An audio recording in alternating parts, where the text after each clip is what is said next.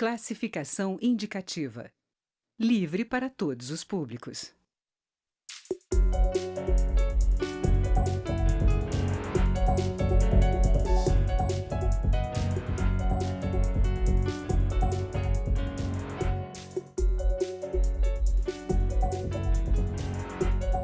Enquanto o Banco Central projeta uma inflação próxima de 3% para este ano, o reajuste dos planos de saúde individuais pode chegar a 10%, 3 vezes maior.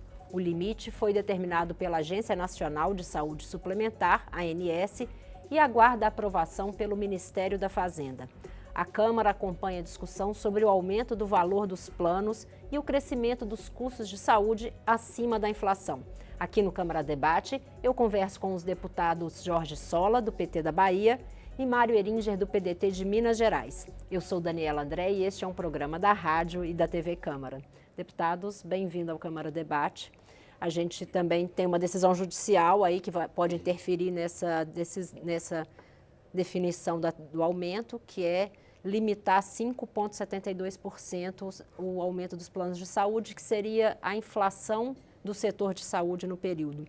Mas o que eu queria saber dos senhores é como é possível equilibrar esses preços para o consumidor? Então, Daniela, veja só, desde o ano 2000, com a criação da Agência Nacional de Saúde Suplementar, passou a ter um processo de regulação no setor, que antes era completamente em função dos interesses de cada operadora e não havia quem pudesse fazer o mínimo de defesa dos consumidores e estabelecer alguns limites às práticas abusivas, né? A partir daí, nós passamos a ter a agência acompanhando esse processo e valendo uma regra para planos coletivos, outro para planos individuais que foram contratados a partir de 99, né? E, em geral, eu tenho até aqui um gráfico interessante que apresenta essa evolução. No geral, o que a gente pode observar é que o descolamento entre os reajustes aprovados pela Agência Nacional de Saúde para os planos individuais foi progressivamente se ampliando em relação à inflação. Se você tinha até 2011 valores um pouco maiores do que a inflação, 1% a mais do que a inflação, a partir de 2013, 2014, essa distância vai aumentando, chegando a em torno de 50% a mais do que a inflação do período. A partir de 2015, essa distância se amplia ainda mais, chegando em 2016 a 3 vezes o valor da inflação anual. E como você falou, a proposta que foi encaminhada pela ANS para esse ano é novamente um aumento dos valores dos planos individuais, um reajuste 3 vezes superior à inflação do período. Felizmente, teve uma decisão judicial que estabeleceu um limite em 5,72%, que é a inflação do setor saúde. Esse é um ponto importante lembrar. A inflação do setor saúde ela é superior à inflação média. Se a inflação média vai bater aí acima de 3%, a inflação do setor saúde vai bater quase em 5,72 pela medição que foi feita e foi decisão judicial. Isso estabelece um parâmetro para os planos individuais. Os planos coletivos ficam com a regra completamente diferente, onde o pressuposto é que você haveria, digamos assim, uma possibilidade de negociação mais equilibrada entre os usuários, né, e a empresa prestadora do serviço, mediada muitas vezes até pelo empregador, que é o responsável pela contratação. São os planos de grupo. Os planos de grupo. Só que só um dado interessante, nos casos, quando os grupos são até 30 vidas, a regra que a ANS estabelece é que ela tem que dar o mesmo reajuste a todos os planos que têm até 30 vidas. Só que quando a gente vai ver essa série histórica, para 2015, 2016, 2017, os planos até 30 vidas de todas as grandes seguradoras tiveram reajustes acima, inclusive, do reajuste aprovado para os planos individuais. No ano de 2017, o individual teve 13,55% E nós tivemos operadoras que chegaram a 21% para esses grupos com menos de 30 usuários. Isso mostra uma prática abusiva e que não garante a sustentabilidade desse processo. Deputado Mário Heringer, como é que o senhor avalia aí essa política de preços que está sendo convalidada pela Agência Nacional de Saúde? O senhor acha que é possível rever essa distância que existe entre o reajuste dos planos de saúde e a inflação? Bem, o Sola disse muito bem, a inflação da saúde ela é maior realmente que a inflação geral.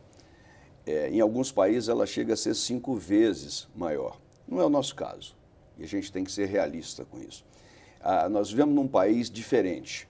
Nós não podemos nos organizarmos da maneira que a Europa organiza, por exemplo, porque não dá. Nós não estamos preparados para esse nível.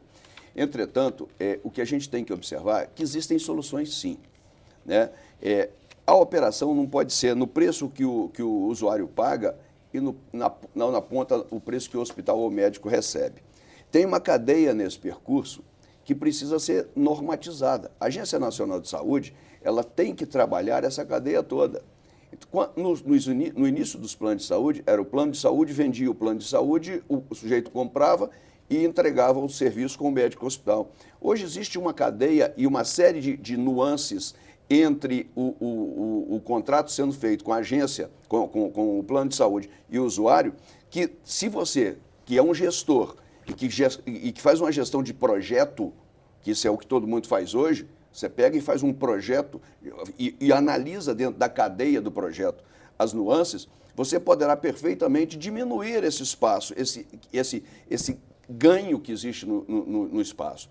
Então, se você observar hoje, antigamente o médico pagava, o usuário pagava ao médico. Hoje ele paga a um plano de saúde através de corretores, através de administradoras que vendem planos separados e com diferenças, com nuances diferentes. Então, existe aí todo um projeto que pode ser trabalhado para reduzir, para encolher um pouquinho essa distância. E, com certeza, isso pode dar certo. Nós acabamos de ver recentemente 2 IPO de 2 empresas de plano de saúde na Bolsa de Valores. Uma é a Apvida, que é lá do Nordeste, da Bahia, e aí a gente cita Catité aqui para fazer uma homenagem a Catité, né, da Bahia. Né? Mas a Apvida é Ceará. Não, começou na Bahia. Apvida não. Tem Ceará. certeza? Absoluto. Então me desculpe. A Apvida que está lá no Nordeste, mas que está lá na Bahia, e também da Intermédica em São Paulo. São 2 operadoras que fazem a gestão do processo. Elas ainda estão fazendo a gestão, principalmente na área de plano de saúde e prestação de serviço médico. Mas quando ela encolhe essa distância entre os 2 pontos, ela melhora o seu desempenho. Tem que tomar cuidado, é claro, para não ficar levando o atendimento do usuário a um nível inadmissível para o que se paga, é claro. Mas, com certeza, a saúde tem um custo maior, ela custa mais dinheiro, precisa ser remunerada, mas nesse período todo que o Sola citou aí, realmente houve um aumento, ele mostrou no gráfico, houve uma descolada muito grande dos 2 preços subindo. Então precisa de ser refeito, precisa ser revisto. Agora, também quero adicionar isso, que nós estamos começando a viver um outro século. Nós temos que vencer algumas barreiras que são barreiras impostas, e aí não é só na medicina, não. Eu sou médico, confortável na minha posição como médico, mas as corporações, elas começam a se defender de uma maneira que às vezes prejudica o desenvolvimento da sociedade como um todo. E aí eu falo de advogado, de engenheiro, de promotor de justiça, de juiz, de médico, de todos eles. Está na hora de a gente começar a introduzir a tecnologia de comunicação dentro da medicina.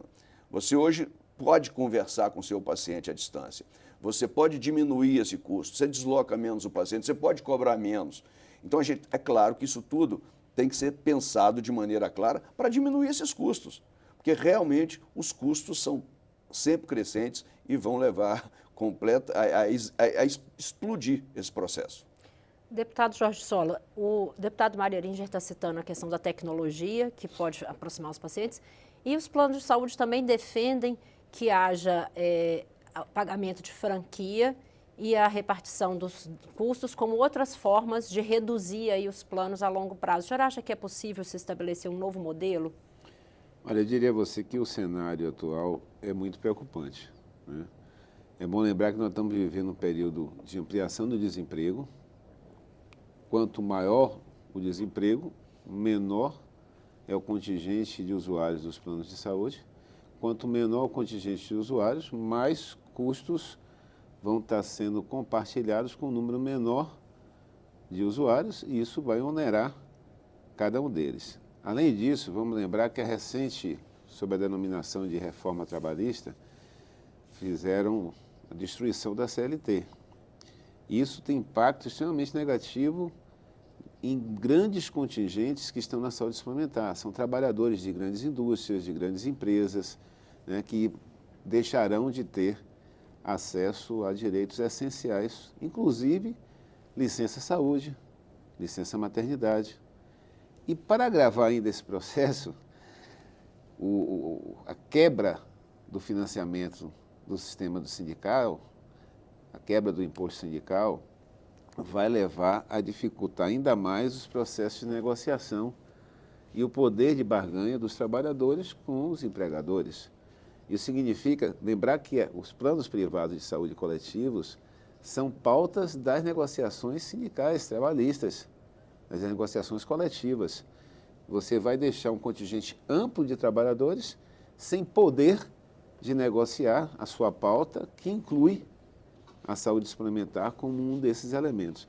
Então, nós estamos vivendo uma quadra que fatores da política mais geral, não só os exclusivos das decisões da ANS, mas fatores da política mais geral, da economia, da situação econômica e social do país, vão agravar ainda mais a situação de equilíbrio desses planos de saúde e a capacidade de sustentabilidade. Aí vem ideias como franquia, como copagamento. Eu diria a vocês que são, digamos assim, alternativas que um ou outro plano pode lançar mão, mas não vão na essência. Na verdade, não vão na essência. Não vão assegurar a solução. Só usa como fator frenador, para frear o ímpeto e aposta no ímpeto do bolso, né? Porque aí o sujeito começa a fazer a escolha pelo bolso. Pode ser usado por um ou por outro, pode dar certo com algum grupo ou não, mas a essência não resolve. Mas, Sola, desculpa ter te interrompido. Não, fica à vontade, mas em especial naqueles grupos que mais precisam. Sim, normalmente é o que mais precisa, porque quem está com saúde vai embora. Eu concordo com você, a franquia com pagamento, ela diminui a superutilização. Sim, a utilização, é um fator frenador mesmo, dá uma exatamente. freada. Mas quando você pega, por exemplo, o grupo de idosos, não tem jeito. Não adianta, não resolve o problema, porque a necessidade é muito forte. Mas algumas coisas, é claro que a gente não tem a pretensão aqui de dar uma solução total, mas algumas coisas podem ser feitas. Olha bem, hoje, Sola está aqui, eu estou com 64 anos, eu sou um sexalescente, eu sou um sexagenário adolescente. Hoje, aquele paciente que tinha 59 anos, onde chegava no limite de preço, para depois que passou disso, subir o preço para os planos de saúde, olha, desculpem, o Brasil e o mundo sabem perfeitamente que numa faixa de 60 a 70 agora, já não é mais aquele doente e grande gastador. E se a gente fizesse uma escala, e sim, e aí eu concordo, não para excluir, para incluir, porque quem sai do plano no momento de crise, e o Sola tem razão, é o cara saudável. O que tá com problema e que aumenta o custo, ele continua. Ele continua, mesmo com sacrifício de outros bens, outras coisas, ele continua. Então, se você começar a excluir simplesmente por idade, você tem que melhorar essa distribuição, essa faixa etária, para que seja mais justa, não tenho dúvida nenhuma. Agora, o fator frenador e a coparticipação é só mais um mecanismo de manter a coisa funcionando. Não é solução. Agora, uma coisa que eu quero deixar clara e acho que é fundamental. O Brasil precisa tratar a saúde suplementar como saúde no Brasil. Nós precisamos de entender que quando a gente tem uma saúde suplementar crescendo, a gente está tirando gente do SUS. Outra coisa que eu acho que a gente precisa de rever, não se pode dar desconto no imposto de renda para quem paga plano de saúde, é uma opção dele. O plano de saúde é financiado pelos impostos. É financiado pelos impostos. Então a gente tem que acabar com isso. E esse dinheiro, que deve ser uma grana boa, pega esse dinheiro e bota na saúde. Na saúde é do SUS, entendeu? Porque o que a gente faz, quanto mais a gente melhorar o SUS, melhor o plano de saúde, eu não tenho dúvida nenhuma. E teremos clientes para todos os dois. E aí, só lembrando dois aspectos, mas me permita. O primeiro que o Vamos imposto ter de que fazer renda... uma pequena pausa. Aí a gente volta para falar um pouquinho aí desse Voltamos. financiamento. E a gente volta nele. É, Câmara Debate fala hoje sobre planos de saúde. Nós estamos ouvindo os deputados Jorge Sola, do PT da Bahia, e Mário Eringer, do PDT de Minas Gerais. Continue conosco.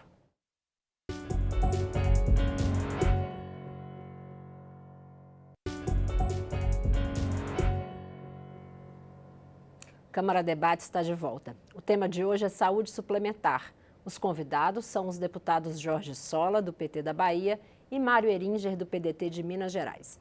Deputado Jorge Sola, antes da gente fazer o intervalo, o deputado Mário Eringer falou um pouco aí do financiamento que acaba havendo do poder público para o plano de saúde, essa transferência. Renúncia fiscal. Foi muito importante aí trazer esse tema, porque essa é uma das questões cruciais que precisa ser debatida e enfrentada. E a maioria da população não sabe que, por exemplo, o que você abaixa do imposto de renda com pagamento da educação, escola do filho, tem um limite relativamente baixo, inclusive, que em geral não consegue nem absorver todo o custo que a família tem quando contrata a educação privada para o filho. Já para a saúde não tem limite. A pessoa pode pagar um plano de saúde de 4 mil, 5 mil, 6 mil reais. Isso totalmente abatido. O que é que significa isso? Que, na verdade, quem paga os planos de saúde, a saúde suplementar, é o conjunto da população. Toda a população brasileira, no final, paga, porque o indivíduo paga... Se quem pode pagar deduz... E abate. Abate. Ao abater, ele deixou... Foi subsidiado. De garantir que o pagamento foi por conta dele, passou a ser feito pela população como toda. Outro lembrete importante é que a ANS é SUS, Agência Nacional de Saúde Suplementar. Ela é parte da estrutura do Ministério da Saúde e parte da estrutura do SUS. Então, é também competência do SUS fazer o processo de regulação da saúde suplementar. Esse é outro aspecto que muitas vezes passa despercebido. Então, todo o custeio da ANS, toda a despesa do aparelho regulador é bancado pelo Sistema Único de Saúde. E no cenário que nós estamos vivendo, que aprovaram a Emenda Constitucional 95, limitando os gastos com todas as políticas sociais, inclusive a saúde, nós já estamos vendo impacto aí nos 2 primeiros anos, o quanto isso já tornou o orçamento convalescente. Sempre foi subfinanciado.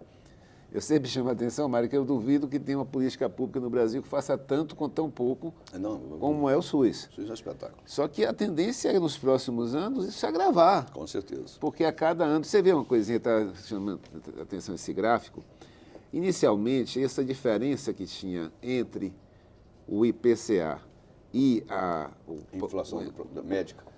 E o reajuste dos planos, isso se aproxima muito da diferença entre a inflação da saúde, a inflação médica e o IPCA. Mas a partir de 2012, 2013, passa a ser 50%. Depois passa a ser... Mesmo da inflação médica, quase o dobro. O valor está bastante... Passa a ser quase o dobro. E agora 3 vezes, entendeu? Então, esse descolamento, ele agrava ainda mais a capacidade de financiamento por parte dos planos individuais. O que eu comentei antes do quadro geral de desemprego, quebra das relações sindicais e trabalhistas, direitos trabalhistas, agrava ainda mais o quadro dos planos coletivos, né? E completando esse cenário adverso, a redução do financiamento para o Sistema Único de Saúde, que obviamente isso tem implicações. Isso para não falar de uma outra dimensão, que ainda não é bem resolvida, que é a interseção entre a oferta do SUS e a oferta dos planos privados. Ou seja, em muitas situações, quando o paciente precisa de um procedimento de maior custo, de maior complexidade, esse paciente é bancado pelo SUS. Vou dar um exemplo típico. A nossa regulamentação da saúde suplementar só obriga transplante de córnea e renal. Se o paciente que tem um plano privado precisar fazer, por exemplo, um transplante cardíaco, o plano pode se recusar e não bancar. Eu acho que aí a gente comete um erro gravíssimo, porque nós não fizemos essa coisa de maneira adequada.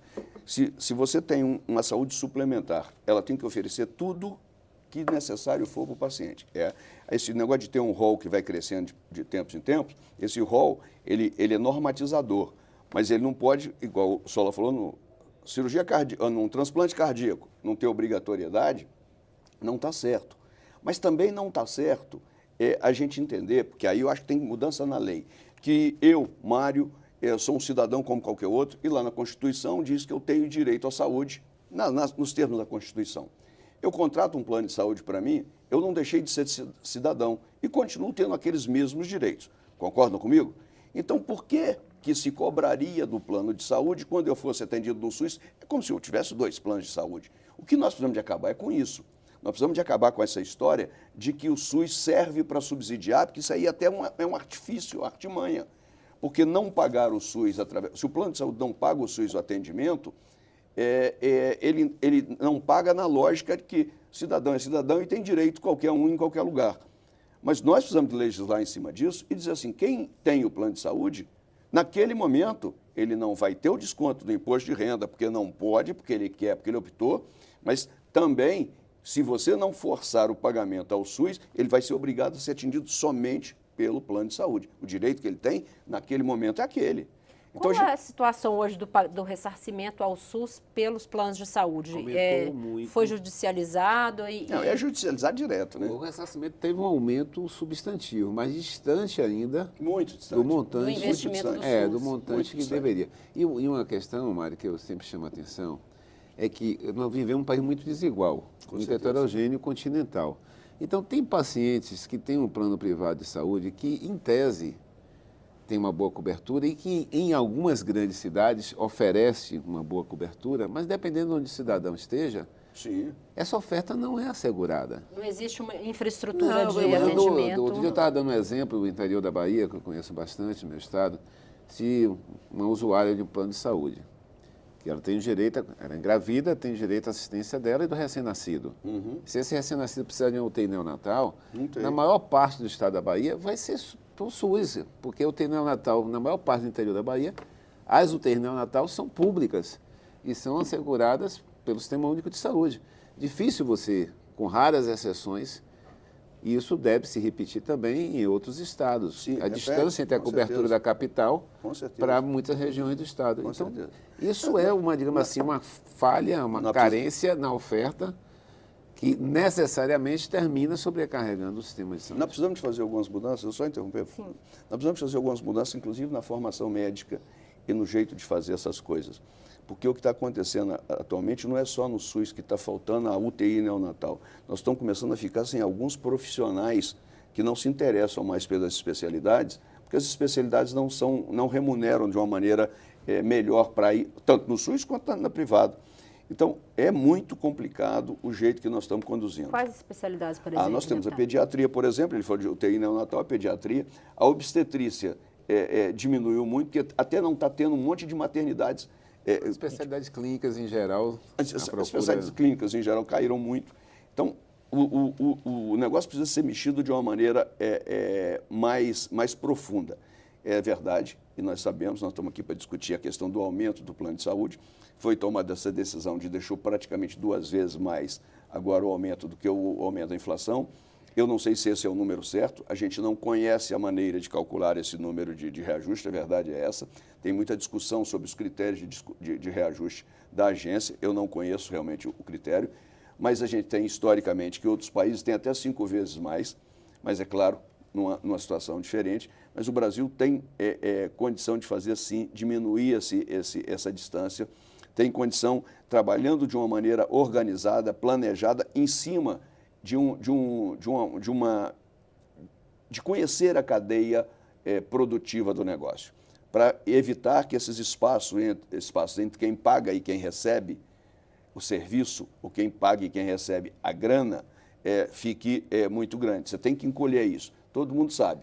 Escada com 2 degraus você sobe 2 vezes. Escada com 3 degraus você gasta um pouquinho mais de energia para subir, e assim é. Se você diminuir esses degraus, se você organizar isso de maneira mais correta, eu tenho certeza que a gente vai ter reajustes menores num tempo mais próximo e feito de maneira lógica, porque senão nós estamos perdidos daqui a pouco. Se a saúde suplementar falir, nós vamos botar mais 45 milhões de usuários no SUS. Não pode, não tem condição. E pelo jeito que o Brasil caminha, nós já botamos acho que 2 milhões e 900, não foi isso? 2 milhões, 3 milhões de pessoas que saíram da saúde suplementar e foram para o SUS. Parece que não, isso impacta fortemente no custo de lá. Tem alguns aspectos, Mário e Daniela, Eu até participei, acho que você participou também daquela última comissão que discutiu Sim. os planos de saúde. E um ponto eu estava chamando a atenção, que a ANS, ela trata o conjunto dos planos de saúde como se fosse a mesma situação, e não é. Nós temos, por exemplo, planos que são geridos por associações de profissionais, são planos voltados para um determinado grupo As e com autogestões, autogestão, exatamente, com autogestão, diferente. ou formato de cooperativa, ou formato de outra natureza, mas que é um grupo. E como as exigências da ANS se aplicam a todos, então exigência, inclusive, por exemplo, de um saldo financeiro, um lastro financeiro bancário para cobrir necessidades que, porventura, o plano venha a ter. Isso se aplica para um plano lucrativo. Um plano lucrativo que tem que garantir a assistência aos seus usuários, Sim. deve ter um lastro de segurança. Você pegar essa mesma regra e aplicar para um plano, por exemplo, vou dar um exemplo conhecido meu, dos professores da Universidade Federal da Bahia. O que é que isso vai levar? A dificultar a autogestão, Sim. a limitar a capacidade dela incorporar novos associados Sim. e elevando os custos dessa autogestão. Esse é um exemplo típico. Eu, inclusive, já tenho uns 3 ou 4 anos. As multas que a ANS faz hoje, eu acho que você conhece, a gente discutiu isso lá, as multas que a ANS faz hoje em algumas situações, elas são exageradas e esdrúxulas. Principalmente para esses planos menores do interior ou de grupos menores, elas inviabilizam. Não dá para você tratar esses planos de autogestão da mesma forma no plano lucrativo, nem planos de uma Santa Casa não Sim. lucrativa da mesma forma que você Infelizmente, trata. nosso tempo está chegando ao fim. Peninha. Eu agradeço a participação dos senhores. Mas a gente Espero vai que a gente possa falar de mandar um novo. abraço para a Leopoldina. Com antes, né? certeza. Então tá. Obrigada, deputados. Os convidados de hoje foram os deputados Jorge Sola, do PT da Bahia, e Mário Eringer, do PDT de Minas Gerais. Você pode rever esta e outras edições em nossa página na internet ou no YouTube. Eu sou Daniela André e este é um programa da Rádio e da TV Câmara. Obrigada pela audiência e até o próximo programa.